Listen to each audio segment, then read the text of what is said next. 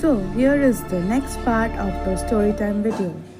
So আমি ওখানে গিয়ে বমি করি অ্যান্ড আমার মাথায় চলছে যে লাইনটা ঢুকে যাচ্ছে অ্যান্ড আমার এত শরীর খারাপ, আমি ভাবছি আমি বোধহয় আর যেতে পারবো না।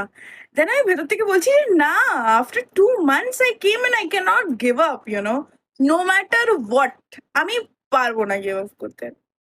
So so I went, I ran, সঙ্গে সঙ্গে মুখে জল দিয়ে একেবারে আমি দৌড়েছি লাইনে, ঠিক আছে? গিয়ে আমি ঢুকছি মঞ্চের ভেতরে, জাস্ট ঢুকে দেখছি মাকে দেখছি, and guess what, she or a purple sari.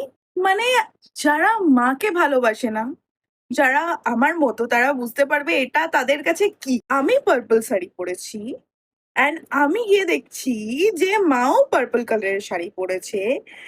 I cannot explain. মানে all that pain standing under the sun rays, uh, and standing so many, এতক্ষণ ধরে আমি দাঁড়িয়ে আছি লাইনে, আমার সব কষ্ট দূর হয়ে গেছিল, আমার বমি করার কষ্টটাও দূর হয়ে গেছিল। আমার মনে হচ্ছিল all that thing was worth it.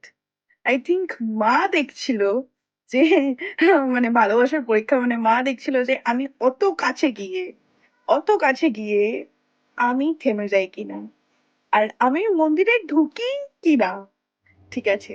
So ঢুকে আমি যেটা পেয়েছি, that was my gift. I think ভগবানকে যখন তুমি সবকিছু দিয়ে ভালোবাসো না, সেও তোমাকে ইকুয়ালি ভালোবাসে। That is the relationship you only share, that is love, and she legit proved it. I love her from the core of my heart. Joy Ma Dakshineshwari Kali.